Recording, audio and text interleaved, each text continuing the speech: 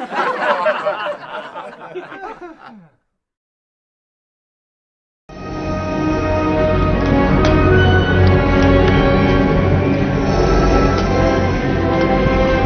love you. I know. It's the motherfucking Eagle Double G. Snoop Dogg. You know I'm mobbing with the D. Welcome everybody to I Love You. I Know. This is the podcast from The Prolonged Engagement.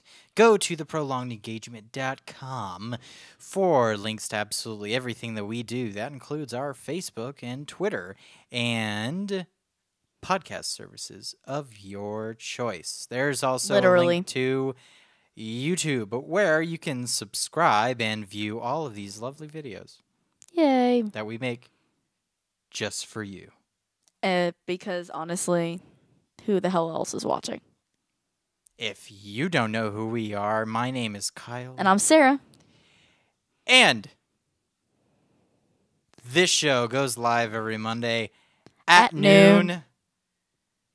And let's start the show with game news. Since we haven't played anything new. That is correct. There is big game news. And since this comes out on Monday, sorry we're like recording this super early. Yeah. Because we won't be here over the weekend. We have to go down back to Florida for a wedding. We are going to a wedding. Yes, we are. So, by the time you see this, it will already be out. It will already be out.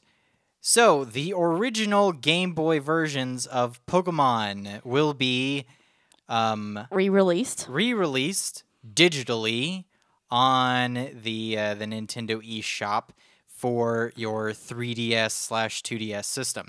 So this isn't just Pokemon Red and Blue. This is also Pokemon Yellow, which was the special Pikachu edition. Pikachu. Each of these, they said they're going to be $9.99 a piece, and they Oh no! What? They're only $10. Yes, they're only $10. Would you expect it to be like 30 or 40? Yeah. No, because they're old fucking games. Well, because when I remember getting that game when I was a kid, and it was like $60. No, it wasn't. I got Game Boy game. I Game got Boy Yellow. Game Boy games were never that much. It wasn't that much. No, oh. They were like 30. I remember, but like I just remember it being expensive. They're about my the mom same. Was like, they're this is comparable actually to an expensive game. They're comparable to a 3DS game now. So it was around $30. Well, that's how it's always been with the handhelds. Except when we moved on to the 3DS, it went up to about 40. Yeah. So we did get that for about 40 with. But I'm just surprised. Sorry. With 3DS and Vita. So these will be these are not like redone at all. These are straight ports. So this is the exact game that was released on September 28th of 1998. Oh my god. So they're saying, like, I've heard things about how the games will be exactly the same, as in like every glitch that's in there. I don't think I'll get it then. All the crap. Why not? It's exactly the same. Yes. And those were hard. Yes, they were. They were. I want the challenge. I want the nostalgia. I do want the nostalgia. I want the challenge, but at the same time, I think I've become kind of a lazy Pokemon trainer because of how easy it is. X and Y and Omega Ruby and Alpha Sapphire made you lazy with the EXP share. Yeah. But and it also made the way that I play Pokemon, I don't play it with that. Oh, you don't use that at all? I mean, I use it. I do. With the new games, I use it, and it just makes everything easier. But I never thought that Pokemon games were too hard before. Oh, because no, I just was a sucky ass Pokemon trainer before. You were you were also the kind that would work on my main, and then like your Blastoise was at level 70, and then the rest of your party was like level 15. Yeah. So you were one of those. Yeah. Which is why I kicked your ass every time that you said, I could beat you, Pokemon. And I'm like, I don't want to go there. If you killed my Blastoise, I was done. Yeah, if I killed, that's all I had to do, and I had to send out And you knew that. and I would have had like a level 50 like Raichu, and it would have been done. Yeah, and it wasn't fair. It would have been done. It wasn't fair. So I'm gonna get red. I had red before. I'm gonna get red. Red. I got fire red when it came out for the Game Boy, and I will get red again. When I was a kid, I had blue and I had yellow. Yeah. So I mean, you could get both if you wanted to. True. But I mean, I don't want the Pikachu version. But what I would always do though with that is, I don't even remember. No, because I had a friend who also had a Game Boy. So I'd let them use my blue, and then I would trade my Pikachu across. You know, you can catch Pikachus. I knew I could. I just couldn't find them, and I will do it this time. I will catch a damn Pikachu. I will freaking do it, because I did it in Fire Red. I did it in Fire Red. I can do it in original Red. I need to figure out if I might do both. So that sounds so childish of me. By the time you're watching this, good people, I will have Red on my 3DS, and I will be playing the fuck out of it. I will. Can I be playing blue and yellow then? You can be playing whatever the heck you want, but I will be playing Red. Or on my Animal 3DS. Crossing Happy Homes. You can play whatever the heck you want, but I will be playing. I will be playing Red on my 3DS. Okay. It will be done. Okay. It will be done. Okay. You want to move on to the next topics? Yes, I do. More game news. I thought it was news. Or we have more game news. No, there's more game news. Oh, okay. Sorry. This will be quick though. Okay. If you don't know, Bethesda released their DLC packs. Their DLC packs for Fallout 4. They're going to be released in March, April, and May. The first one is Automatotron or something. Oh, you talked about this already. Yeah, I know, but at any rate. Oh, was something else released about that? No, the season pass. Yes.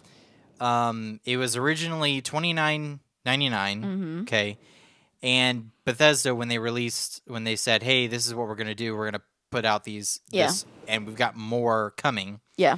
When they said that, we said, "Look, we readjusted, and we're not going to be able to sell that season pass for $29.99. We're going to up the price to $49.99." And well, that seems so that's shitty. What it's going to be. However, they told us about that DLC a couple weeks back, and it's been $29.99, and it will be $29.99 up until March 1st. So by the time that you're watching this, today is the 29th. This is the last day that you can get that season pass for $29.99. I've done it. You should do it. And seriously, go do that before it goes up, especially. And if you haven't bought Fallout 4 yet, fucking do that. Shame on you. Shame on you. Go get the game and then and buy the season pass, and you'll be set for life. I mean, set. God, this is so damn good. News segment brought to you today by theprolongedengagement.com, soon to be Dr. Pepper. Seriously, I mean, the 20 of you that are subscribers, please tweet at Dr. Pepper and tell them that we love them so much and we want them to sponsor us. We really do. I want it. I want it so bad. We have a case in the... I want it so bad. In the fridge, and plus 2 more in the cupboard. So.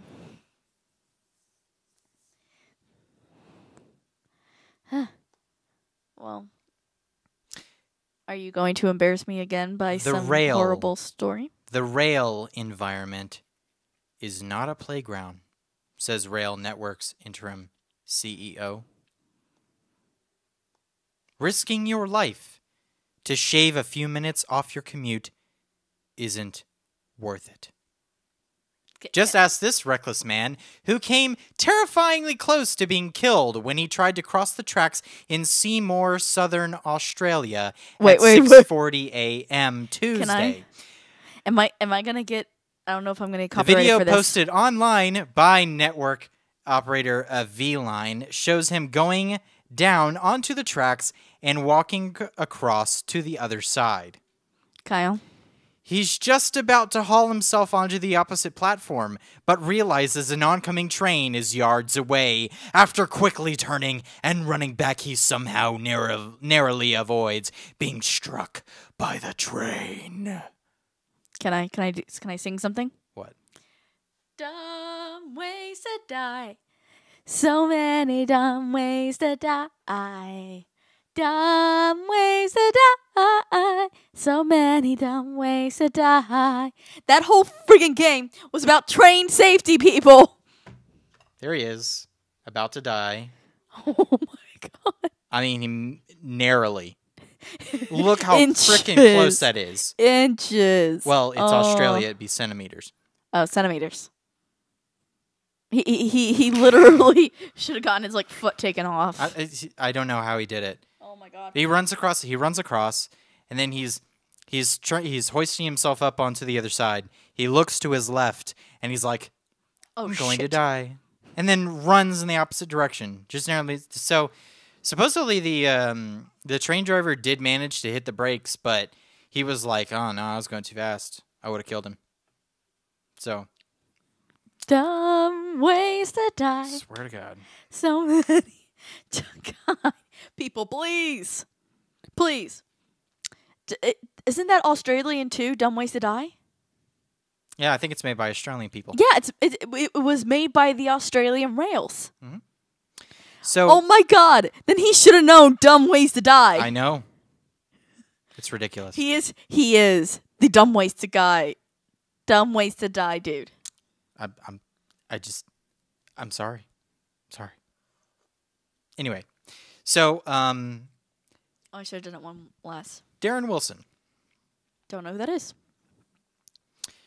spent the last 18 months and many a dark night on this bizarre project. Man turns bedroom into a $21,000 bat cave. Here he is. He's like a super huge Batman fan. So he has something like 21,000. Is that his bedroom? Or is that his room in a This house? is his computer room. And so he has. I feel like that would be so uncomfortable. He has like $21,000 worth of Batman merchandise, memorabilia that he's bought, and so he had it all in his computer room, and he's like, "What could make this room cooler? Turn it into a frickin' cave." So this guy, Darren Wilson, he's handy. And did he do that himself? He's a sculptor by trade. So he actually did this himself. He fitted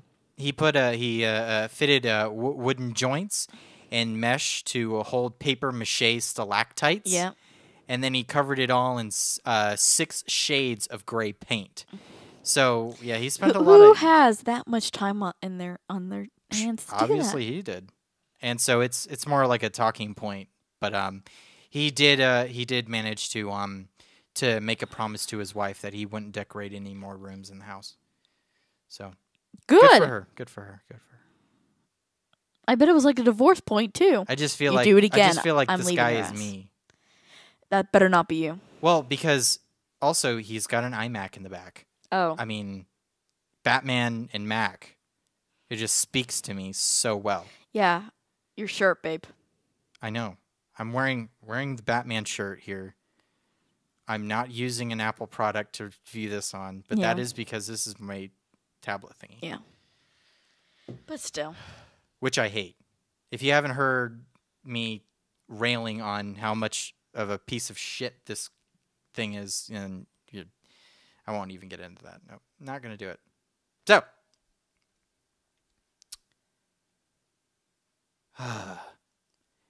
Concerned citizens call cops in central England after spotting what they thought was an injured otter on the side of the road. Plastic bag? Police officers rushed to the scene in Newport, Shropshire, in a bid to save the wounded creature. But they soon realized that they didn't really have an animal emergency on their hands. It was actually just a faux fur collar from a coat. Here's a picture of it. Oh my god. So here's the there we go. So somebody thought it was an otter. Okay, I can see how it looks like an otter or a weasel. Definitely.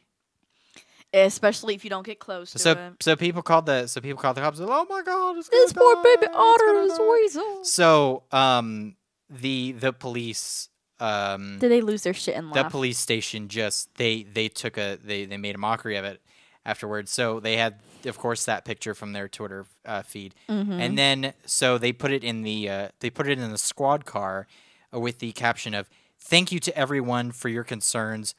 Ollie, the faux otter, is safely in our van recovering from his ordeal." Oh.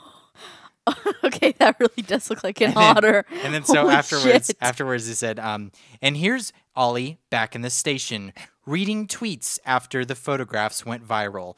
And here it is with the for the computer. It It's looks just, like an otter. It does. It really does. And yeah. So Okay, that's I really thought cute. That was kind of funny. That's cute. So it went absolutely crazy. Yeah, they posted a series of pictures on Twitter, and it just it shot to the top. When geoscientist and National Geographic explorer Andres Russo was growing up in Lima, Peru, his grandfather used to tell him wild stories of Spanish conquistadors, cities of gold, and an Amazonian river that could boil men alive. But it wasn't until Russo was studying geothermal energy that he decided to look into this mythological boiling river. And to his surprise, he actually found it. There's actually a mythological boiling river? So boiling rivers aren't actually they are Like, they're real. Yeah, I've heard of it. But they're And I've heard of it happening. But they're normally near volcanoes. Yes. Okay. This one is 400 miles from the nearest volcano. Okay, then how does it work? He's been doing so. This guy Andres Russo has been doing doing research on this river for the past 5 years. Yeah. And he has been keeping it hush hush because a boiling river in the Amazon is like crazy and shit. But there's like a shaman that guards it, and like the locals, they look to it like a god, worship it. Yeah, they think that which would make sense. They believe it too. They believe the heat from the water actually comes from a river spirit. So okay, yeah, but so what he thinks is that the come on, speak.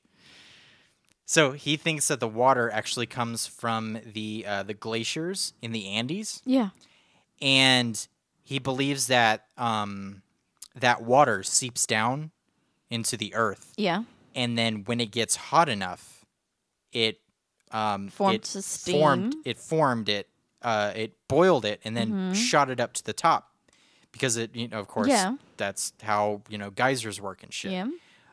So he thinks that it just happened to be where it went far enough down and then it came back up in this area. Yeah. And he said that there are undocumented species of microorganisms that are living in this water. And okay, that's really cool. And it's like crazy stuff that not only have geologists never seen before, but microbiologists and stuff like this. And so he said that it's taken him a long time because he wanted to introduce the river to the world responsibly. Yes. And I'm just like I praise him on that. Good on him for that one. Good on him for that one. What are you doing? But supposedly this absolutely not. And I'm sure I'm showing pictures of it. Of course. Check this one out. So this is the shaman that is. Okay, Look at that. Isn't that the coolest thing you've that ever is a seen? beautiful picture. And the water flows hot between 120 and 196 degrees Fahrenheit People aren't getting in there. and runs for 4 miles. Do people get in that? And is as wide as a 2-lane road. That's a lot of boiling water. People don't get in that, do they? No, they do not. Absolutely not. All right, well, that does it for the news. If you people have been living under a rock, then this will be news to you. Yeah. So, the FBI has subpoenaed Apple Yeah. to unlock the iPhone 5C from the San Bernardino terrorists. Shooters. The shooters in San Bernardino. And of course, Apple has taken a stance against it to where they say that they are not going to unlock that phone because Is it a single phone or is it multi-phones? it's one single phone. Mm-hmm. And the government is actually pushing this thing out as, it's only one phone and it's a San Bernardino shooter. So, of course, they should 100% absolutely do it for us. I can see where they're coming from. Except it's not just one phone. It's 12. What? There are 12. I told you. Well, come on.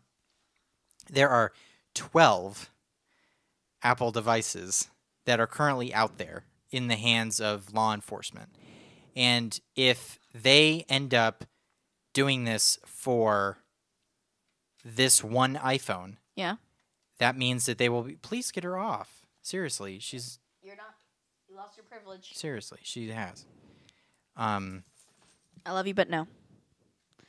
And So I found it's this 12? Yeah, it's 12 other iPhones, and these are not just iPhones but iPads. But that's as well. why I asked, is it just one? Yeah, and so these are ranging from there's a 5S, there's a 6 Plus, there's a 6.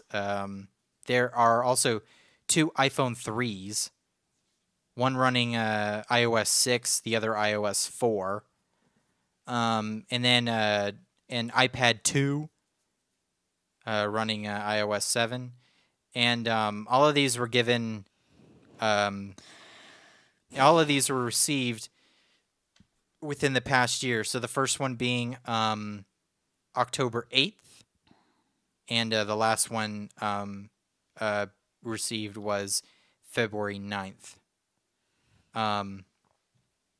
Apple has objected to unlocking all of these phones, and if they are forced to unlock this 5C, they will be forced to unlock all of these. And these are all FBI phones, and they're all the federal government is trying to enforce the All Writs Act to unlock these phones. Yeah. If you don't know what the All Writs Act is, it was it was signed into law over 200 years ago. Yes. In 1789. If I remember, it's about mail. It's George frickin' Washington signed that into law. Yes, but I'm trying to remember, is it about mail? No, Written letter mail. It could be, but the All Writs Act actually the act gives the government the power to issue orders under extraordinary circumstances. What the fuck was that? Yeah, that's what it is. Crap, I just lost it. I'm sorry. Act gives the government the power to issue orders under extraordinary circumstances when no other law or statute can be applied. Mm-hmm. So it pretty much says there's no law against it, so you have to do it. Yeah. Because we're the government. And I completely agree with Apple on this stance. They should not have to unlock that phone. And here's another thing. While it was under San Bernardino, the police office there, yeah, they changed The passcode? the iCloud password to try and get into the phone, Okay. which was stupid. That doesn't help you. It doesn't help you. The thing is that the iPhone was making Ding noises I'm getting. no. It was uploading to the cloud. It was backing up to iCloud. Yeah. Okay, which would have all the information that the FBI would need in those backups. The problem is the last backup was done in October, which was almost 2 months before the shootings happened. Yeah. So the FBI was like, "Oh, well, there's 2 months, and we need that shit." And so Apple said, "Well, if you wouldn't have changed his iCloud password, then we could have forced that phone to Back up. back up. Yeah. But since you changed the password, we can't do that. Yeah. You've killed the one thing that we could have done for you." Yeah.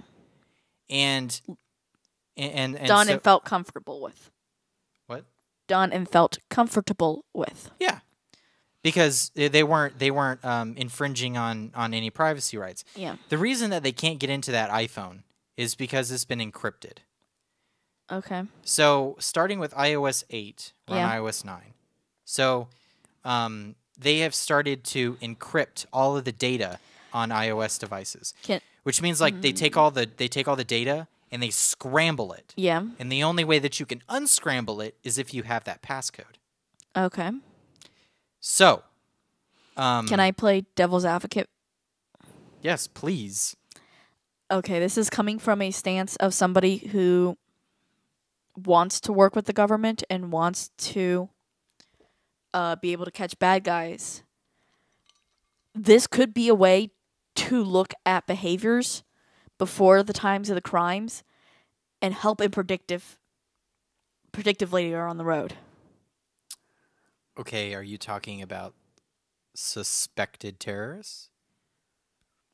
Like, What are you talking about?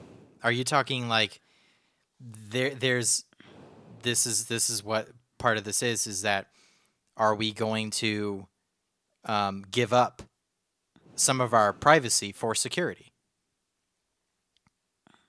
what I'm talking about is because I'm going to reference another case where I think she was 15. She was either 15 or 16. She was a minor. She was dating someone over the age of 18, and he told her, "Go kill your parents, and then we can be together." Mm-hmm. The only reason she was able to be charged as an adult and was able to, I don't know how she was sentenced. I haven't seen anything else on the case, but she was able to be treated as an adult in court was due to the text messages on her phone. Okay.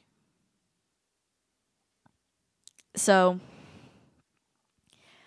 I'm coming from somebody who says, yes, we need our privacy, but at the expense of if we can find a predictive behavior.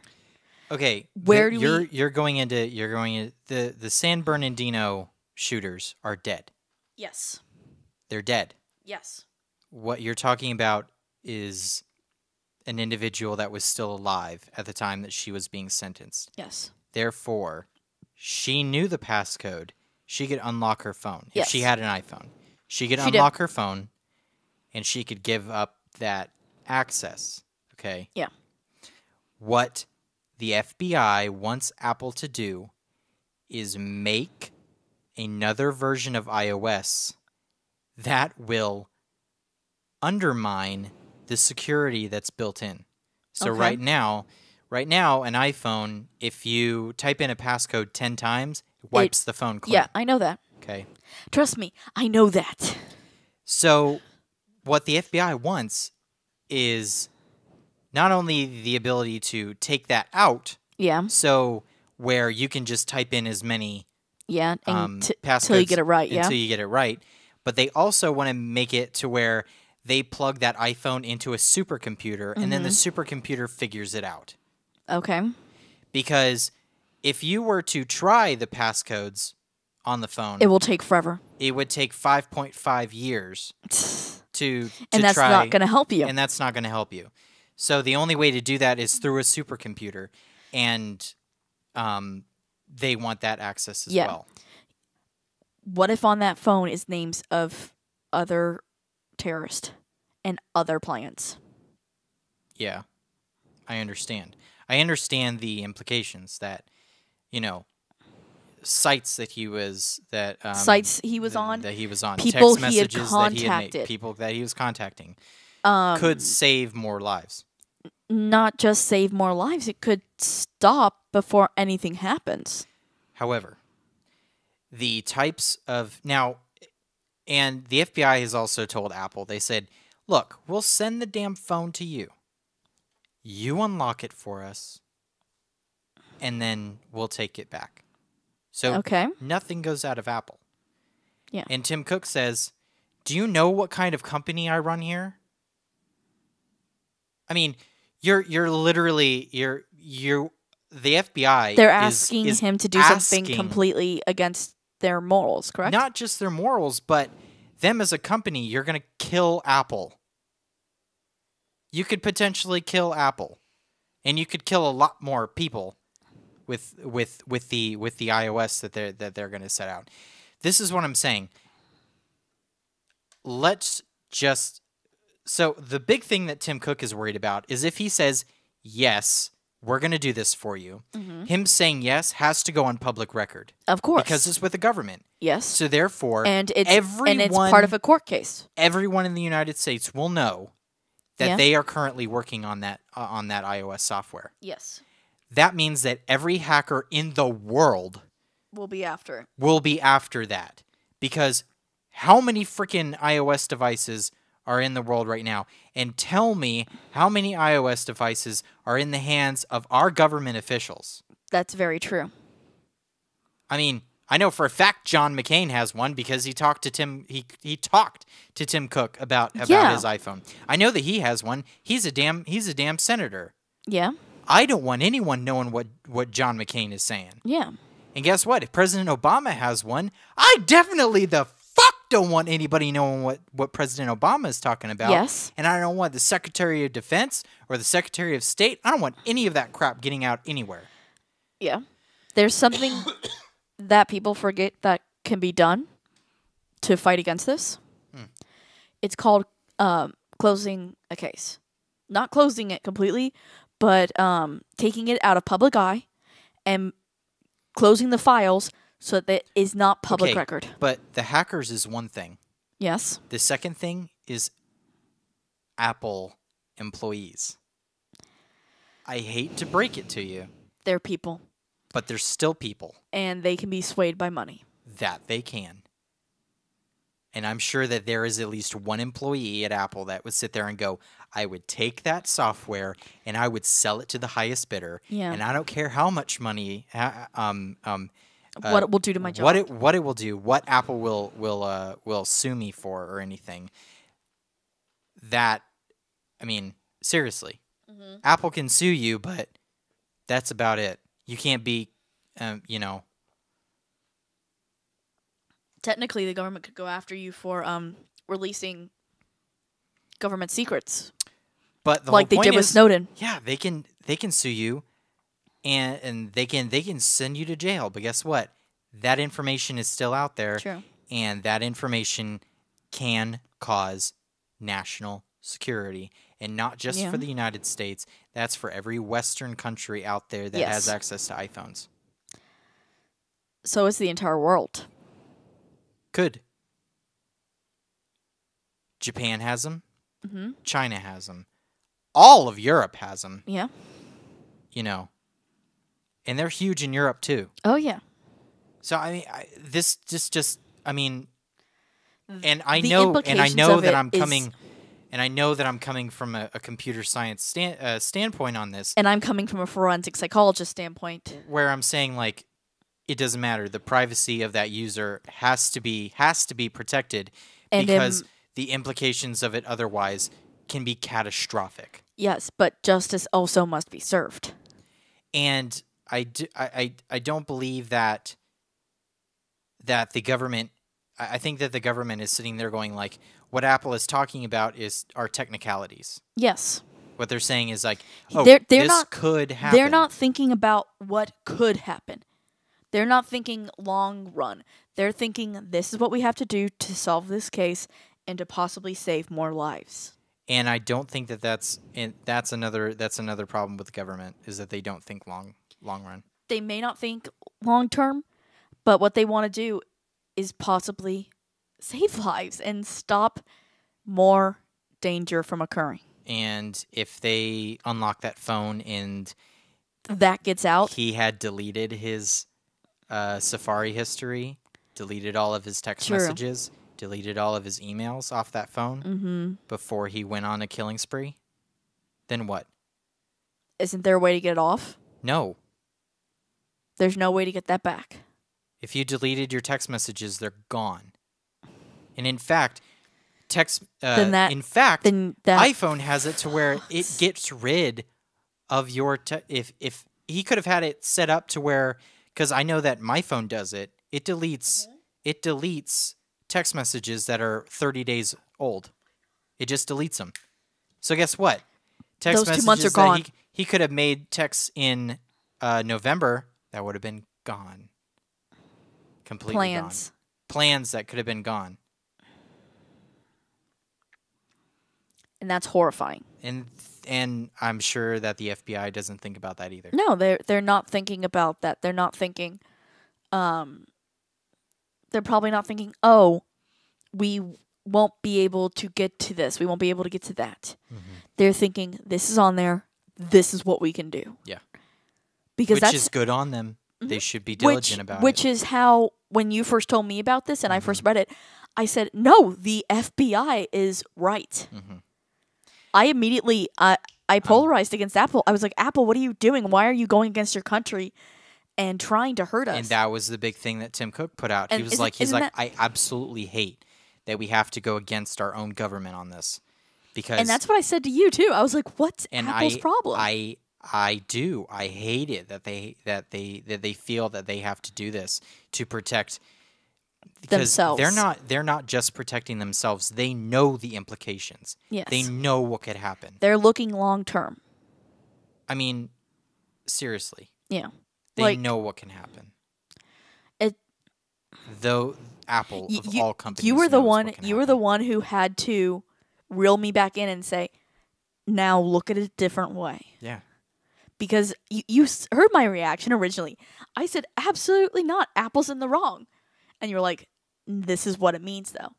Yeah. For somebody who isn't computer savvy and who probably doesn't understand the implications of creating a program like that, like I did, and how I was playing devil's advocate, won't understand or even see that coming. Yeah. That is not the first thing that they're thinking of. Right. They're thinking, "Oh, this is a good thing." But so Apple is trying their I think Apple's going to do the right thing and try to figure out a different way around it. What they're trying to do is, because if the government tells you have to do something, you're going to have to do it. Yes. So they're trying their hardest to fight it at the moment. And their new thing is that they are going to pull up the First Amendment on this. Fantastic. Because there has been no laws. Yeah.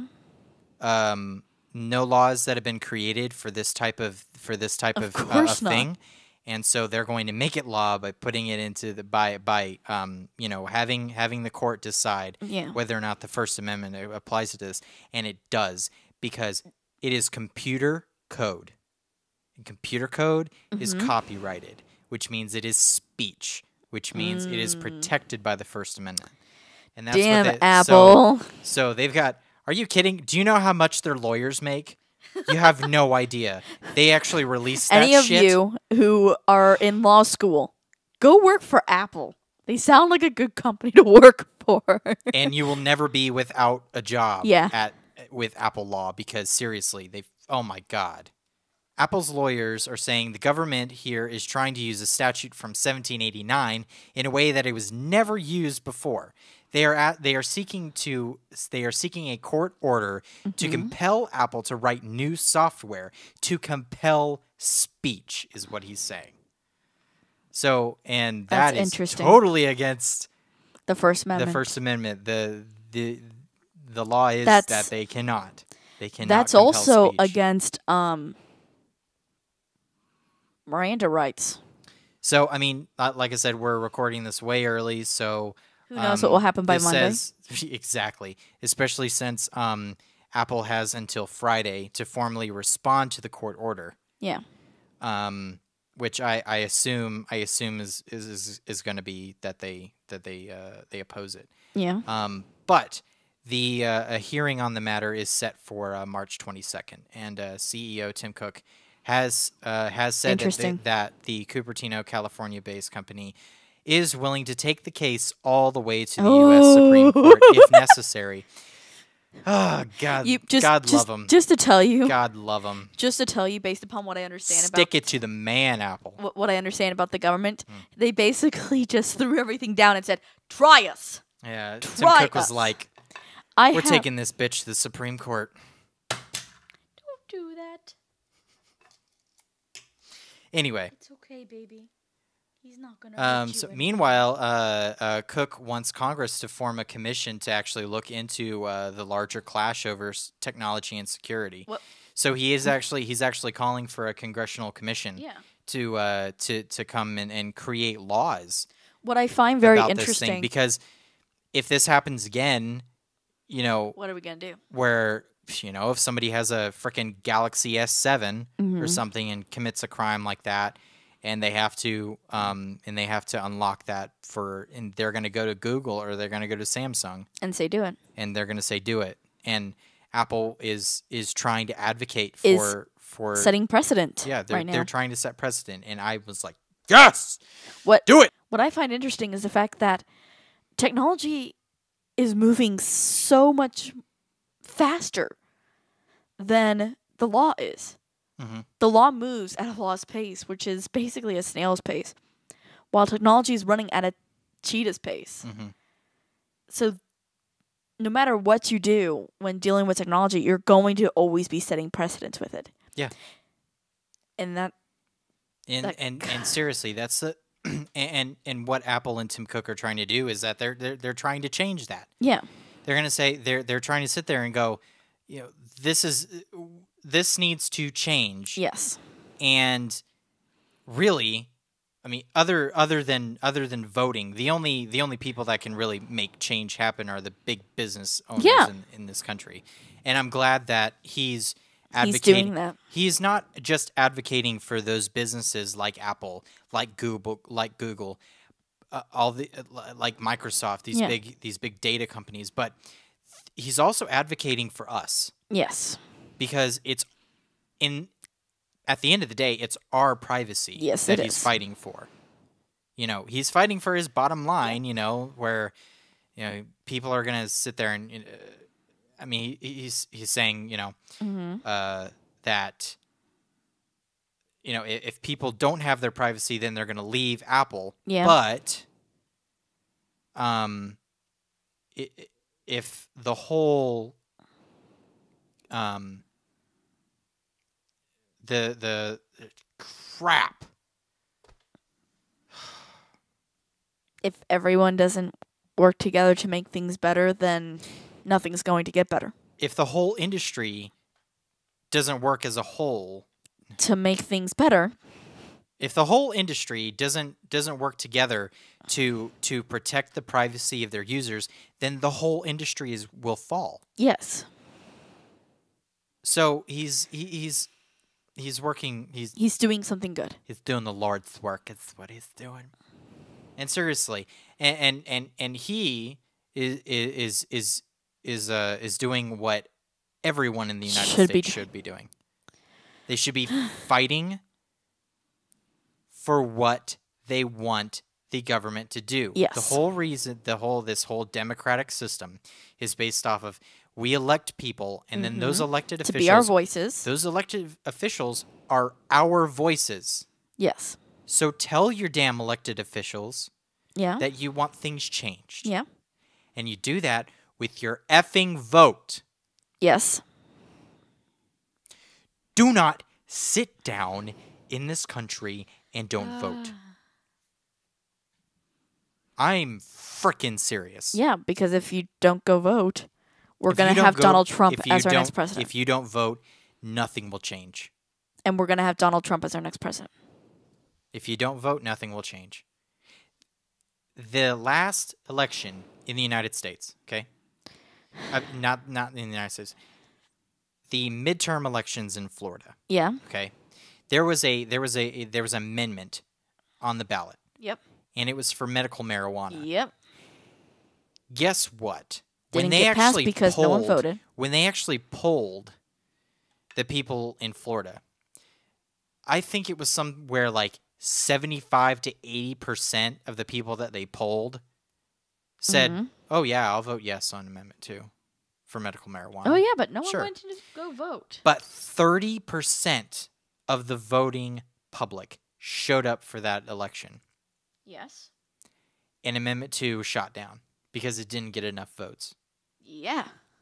Okay, if that's the case, if most of the country or most of the state wants something to happen and it doesn't happen, well, There's a that's problem. your own fault.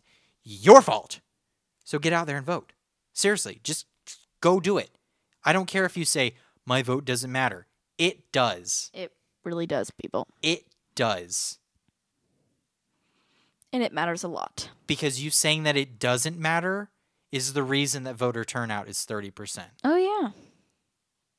Go tell your friends, tell your family. I don't care if you're fucking Republican, Democrat, independent. I don't green. give two fucking shits what you are.